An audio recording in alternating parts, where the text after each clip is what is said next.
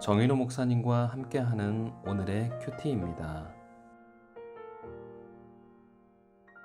5월 2일 오늘의 말씀은 시편 2편 1절에서 12절까지입니다.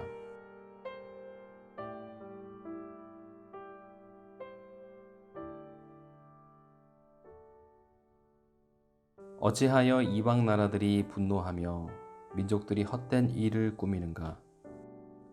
세상의 군왕들이 나서며 관원들이 서로 꾀하여 여호와와 그의 기름 부음 받은 자를 대적하며 우리가 그들의 맨 것을 끊고 그의 결박을 벗어버리자 하는도다. 하늘에 계신 이가 웃으시며 주께서 그들을 비웃으시리로다. 그때에 분을 바라며 진노하사 그들을 놀라게 하여 이르시기를 내가 나의 왕을 내 거룩한 산 시온에 세웠다 하시리로다. 내가 여호와의 명령을 전하노라. 여호와께서 내게 이르시되 너는 내 아들이라. 오늘 내가 너를 낳았도다. 내게 구하라. 내가 이방 나라를 내 유업으로 주리니 내 소유가 땅 끝까지 이르리로다. 내가 철창으로 그들을 깨뜨리며 질그릇같이 부수리라 하시도다. 그런즉 군왕들아 너희는 지혜를 얻으며 세상의 재판관들아 너희는 교훈을 받을지어다. 여호와를 경외함으로 섬기고 떨며 즐거워할지어다. 그의 아들에게 입맞추라. 그렇지 아니하면 진노하심으로 너희가 길에서 망하리니 그의 진노가 급하심이라. 여호와께 피하는 모든 사람은 다 복이 있도다. 아멘. 네, 오늘 말씀의 제목은 하늘이 선포한 복령입니다. 시편 1편은 복 있는 사람을 노래했습니다. 시편 2편은 하나님의 주권을 노래합니다. 결론은 하나님의 주권을 인정하는 사람이 행복한 사람이라는 것입니다. 이 시편은 메시아에 대한 예언적인 시편입니다. 이사야 53장보다 훨씬 간결하고 뛰어나게 오실 메시아를 예견하고 있습니다. 이는 성령의 말하게 하심을 따라서 영감과 계시의 정신으로 말한 것이 틀림이 없습니다. 첫 번째 부분, 우리가 기름 부음 받은 자에 대한 예언을 살펴봅니다. 2절 말씀에 보면 세상의 군왕들이 나서며 관원들이 서로 꾀하여 여호와와 그의 기름 부음 받은 자를 대적하며 라고 말하고 있습니다. 이 그의 기름 부음 받은 자가 누구를 가리키는 것일까요? 기름 부음은 구약에서 성결과 세움을 위해서 이루어졌습니다. 주로 제사장, 선지자, 그리고 왕을 세울 때 기름을 부어 세웠습니다. 기름 부음 받은 자는 메시아 곧 그리스도입니다. 히브리어로 기름 부음 받은 자는 메시아입니다. 헬라어로는 그리스도입니다. 이 시편 자체에서 그가 누구인지를 설명하고 있습니다. 첫째로 기름 부음 받은 자는 하나님의 아들을 가리킵니다. 7절입니다. 내가 여호와의 명령을 전하노라. 여호와께서 내게 이르시되 너는 내 아들이라. 오늘 내가 너를 낳았도다. 둘째로 그는 왕이십니다. 6절입니다. 내가 나의 왕을 내 거룩한 산 시온에 세웠다 하시리로다. 셋째로 그는 열방을 소유하십니다. 8절입니다. 내게 구하라. 내가 이방 나라를 내 유업으로 주리니 내 소유가 땅끝까지 이르리로다. 네 번째로 그는 열왕들이 무릎을 꿇을 존재입니다. 10절에서 12절까지 기록되어 있습니다. 그런즉 군왕들아 너희는 지혜를 얻으며 세상의 재판관들아 너희는 교훈을 받을지어다. 여호와를 경외함으로 섬기고 떨며 즐거워할지어다. 그의 아들에게 입맞추라. 그렇지 아니하면 진노하심으로 너희가 길에서 망하리니 그의 진노가 급하심이라. 여호와께 피하는 모든 사람은 다 복이 있도다. 만왕의 왕이 아니고서는 이런 이가 있을 수 없습니다. 온 땅의 주이신 예수 그리스도 외에 이에 해당하는 존재가 있을 수 없습니다. 그래서 시편 132편 17절은 이렇게 선포합니다. 내가 거기서 다윗에게 뿔이 나게 할 것이라. 내가 내 기름 부음 받은 자를 위하여 등을 준비하였도다. 두 번째로는 우리가 기름 부음 받은 자에 대한 대대적인 저항을 살펴보겠습니다.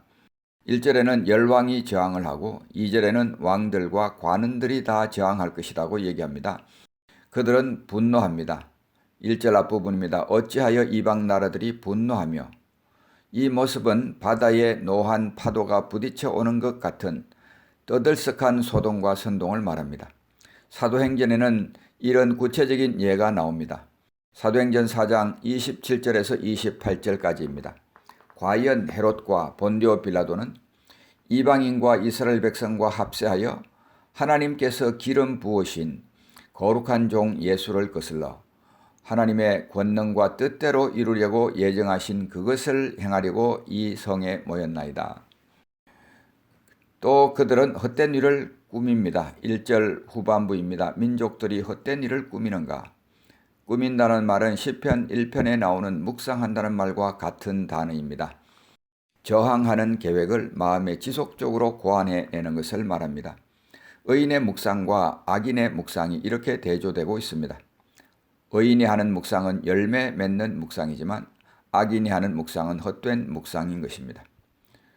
자, 열방의 저항은 협의하는 것으로 나타납니다. 2절입니다. 세상의 군왕들이 나서며 관원들이 서로 꾀하여 여호와와 그의 기름 부음 받은 자를 대적하며, 서로 꾀한다는 말은 연대와 협의가 있음을 의미합니다. 네 번째로 저항은 결의함으로 나타납니다. 3절입니다. 우리가 그의 맨 것을 끊고 그의 결박을 벗어버리자 하는도다. 자, 이렇게 기름 부음 받은 자를 대적하려고 세상은 분노하고 헛된 일을 꾸미고 세상은 군왕과 관원들이 나서서 협의하고 결의합니다. 여기서 우리가 한 가지 짚고 넘어가야 할 것이 있습니다. 신앙과 불신앙의 차이는 인간의 인식 능력에 큰 차이를 가져옵니다. 세상은 우리가 그의 맨 것을 끊고 그의 결박을 벗어버리자 결의합니다. 하나님께서 두른 줄이 있다면 그것은 사랑의 줄입니다. 호세아서 11장 4절은 이렇게 기록합니다. 내가 사람의 줄 곧 사랑의 줄로 그들을 이끌었고 그들에게 대하여 그 목에서 멍에를 벗기는 자 같이 되었으며 그들 앞에 먹을 것을 두었노라. 하나님은 기울어져 가는 북방 이스라엘 백성들이 지고 있는 무거운 죄의 멍에를 벗겨주려고 선지자를 통해 호소하였습니다. 하나님께로 돌아오라고 하는 것은 멍에를 지우는 일이 아니라 그들을 올바른 길로 이끄는 하나님의 사랑의 줄이었습니다. 불신의 눈으로 보면 결박으로 보입니다. 신앙의 눈으로 보면 그것은 사랑의 줄로 보이게 됩니다. 사랑하는 성도 여러분, 스스로에게 질문해 보십시오. 나는 신앙생활이 속박으로 여겨지지 않는가? 나는 하나님의 사랑의 줄을 벗어나려고 하지 않나? 하나님의 사랑보다 더 매력적으로 내게 다가오는 것은 무엇일까? 세 번째로 하늘이 내린 포고령을 살펴보겠습니다. 7절부터 9절 사이입니다. 땅에서 어떤 결의가 이루어지든 상관없이 하늘에서 포고령이 선포됩니다. 7절부터 9절까지입니다. 내가 여호와의 명령을 전하노라. 여호와께서 내게 이르시되 너는 내 아들이라. 오늘 내가 너를 낳았도다. 내게 구하라. 내가 이방 나라를 내 유업으로 주리니 내 소유가 땅끝까지 이르리로다.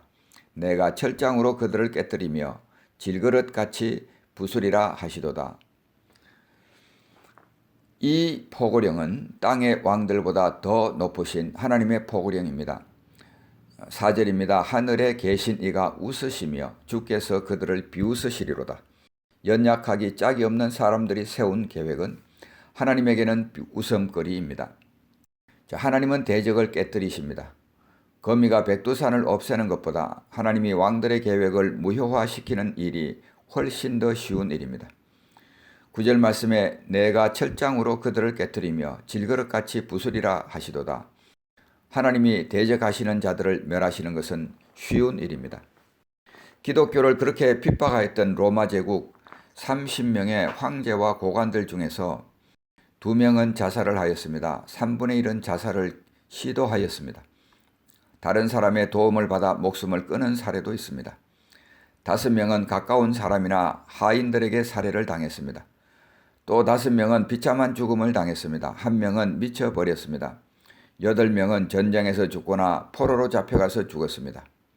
다수가 비밀로 붙여진 해괴한 그런 질병으로 죽었습니다. 이 구절에서 철장이 언급됩니다. 내가 철장으로 그들을 깨뜨리며, 이것은 목자의 지팡이와 대조가 됩니다. 선한 목자가 인도하는 지팡이를 거절하면 심판하시는 메시아의 철장을 만나게 되는 것입니다. 이 아들에게 굴복하라고 하나님은 권면하십니다. 5가지 권면이 나옵니다.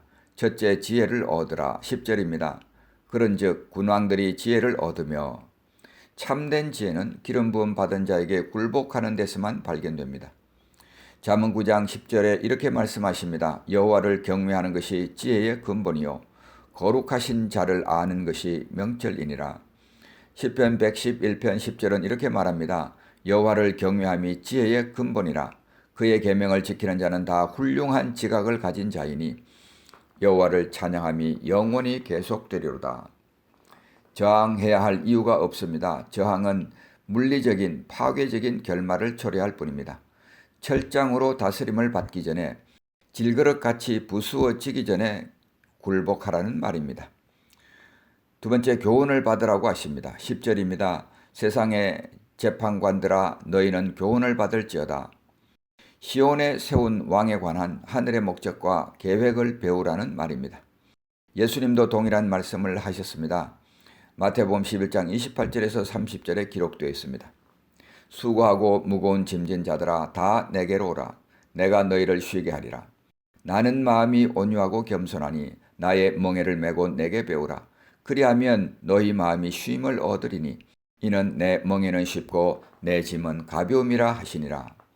세 번째로 여호와를 경외함으로 섬기라고 권면합니다. 11절입니다. 여호와를 경외함으로 섬기고, 이것은 굴욕적인 공포가 아니라 충성심과 경외함으로 섬기라는 말입니다. 주님은 만왕의 왕이십니다. 그는 경외를 받아 마땅한 분이십니다. 역대상 16장 25절에 이렇게 말합니다. 여호와는 위대하시니 극진히 찬양할 것이요 모든 신보다 경외할 것이며. 시편 115편 13절도 이렇게 말합니다. 높은 사람이나 낮은 사람을 막론하고 여호와를 경외하는 자들에게 복을 주시리로다. 네 번째 권면은 떨며 즐거워하라는 것입니다. 11절입니다. 떨며 즐거워할지어다. 즐거움이 없는 두려움은 공포요 고문입니다. 반면에 거룩한 두려움이 없는 즐거움은 주제넘음이 되고 방종이 됩니다. 다섯 번째 권면은 아들에게 입맞추라는 것입니다. 12절입니다. 그의 아들에게 입맞추라. 입맞추는 것은 신하로서 공경과 충성의 표시였습니다. 보이지 않는 하나님과 화목하려면 보이는 아들에게 입맞추어야 합니다.